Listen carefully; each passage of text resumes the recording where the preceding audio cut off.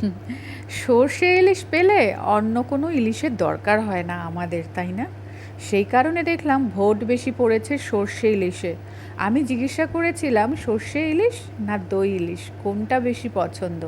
তবে সবার উত্তরের ম্যাক্সিমামই এসেছে কিন্তু সর্ষে ইলিশ। আর সর্ষে ইলিশ পেলে সত্যি কথাই আমাদের বাঙালিদের বিশেষ করে আর কিছু দরকার হয় না। একদম আমাদের ঠাকুমা দিদিমাদের আমল থেকেই আমরা এই রান্নাটাই খেয়ে এসেছি এবং আমরা পছন্দ করি। তো নুন হলুদ দেখো আমি মাখিয়ে নিচ্ছি। তার আগে সবাই বলে ইলিশ মাছ বেশি ধুতে নেই, মাছটা ভালো গোটা মাছটাই ভালো করে নাকি ধুয়ে তারপরে কেটে নিলেই নুন হলুদ মাখাতে হয়। কিন্তু আমাদের তো সেটা উপায় নেই, কারণ আমরা বাজার থেকে কাটিয়ে আনি এবং সেই কারণে আমাদের ইলিশ মাছ অল্প করে হলেও একটু ধুয়ে নিতে হয়। ধুয়ে নিয়ে নুন হলুদ মাখিয়ে নিয়েছি। মাছের পিসগুলোর সাইজ দেখো কতটা বড়। তাই এর মধ্যে বলে দিই, প্লিজ তোমরা কিন্তু এই ভিডিওটা প্রথম থেকে শেষ পর্যন্ত দেখো আর অনেক সুন্দর সুন্দর কমেন্ট লাইক করে দিও, আর পারলে অনেকগুলো শেয়ার করো। যত তোমরা শেয়ার করবে আমার রান্না নিয়ে তত আমি পৌঁছে যাব তোমাদের কাছে। তো দেখো সর্ষে বেশিরভাগ কালো সর্ষেটাই পরিমাণে বেশি, পোস্তটা কম। সর্ষের 1/3 হচ্ছে পোস্ত আর বেশ কয়েকটা কাঁচা লঙ্কা একসাথে শিলে বেটে নেওয়া হয়েছে।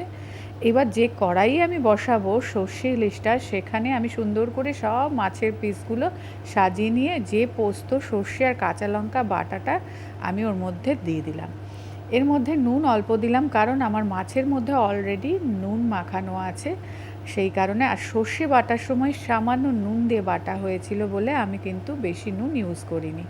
আর তার মধ্যে একটু চিনি দিয়েছি। আর এটাই কিন্তু রেসিপির আরেকটা নানান রকম হয় না হাতের গুণ বা টেস্ট। কী কারণে হয় জানো?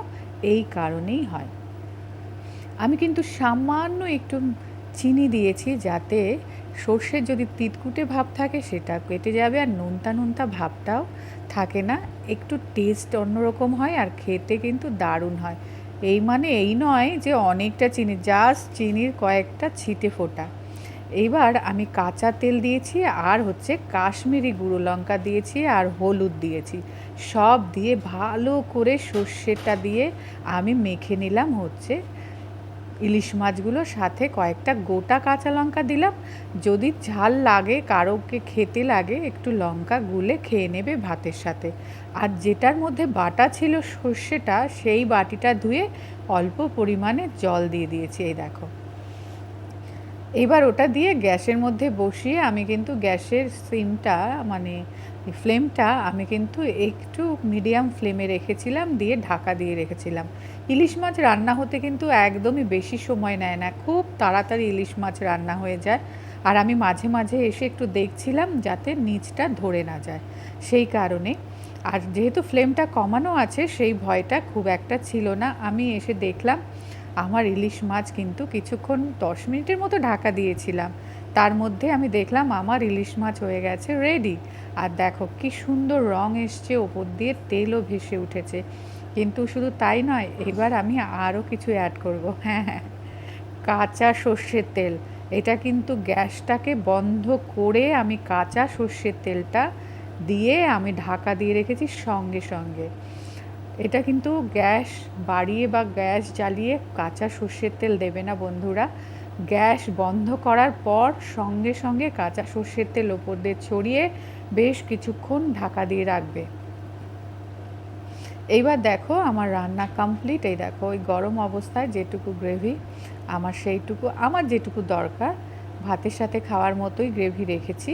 এই দেখো এইবার তোমাদের সার্ভিং বোল বা সার্ভিং প্লেটে তোমাদেরকে আমি সার্ভ করে দেখাচ্ছি। অনেকগুলো মাছ সব একসাথে কিন্তু আমি তুলে গ্রেভিগুলো সুন্দর করে সাজিয়ে সাজিয়ে দিচ্ছি। পার হেড প্লেট আমি দিয়েছি, এই জন্য তোমাদেরকে সেটাও দেখিয়ে দিলাম যে কতগুলো আমাদের প্লেট হয়েছে। এই দেখো সব সুন্দর করে সাজানোর পরে এই দেখো ইলিশ মাছের চেহারাটা এরকম হয়েছে, ওপর দিয়ে তেল ভাসছে আর রঙটা এসছে কি সুন্দর। কেন জানো? একটু কাশ্মীরি গুঁড়ো লঙ্কা যে ইউজ করেছি সেই কারণেই রঙটা এসছে।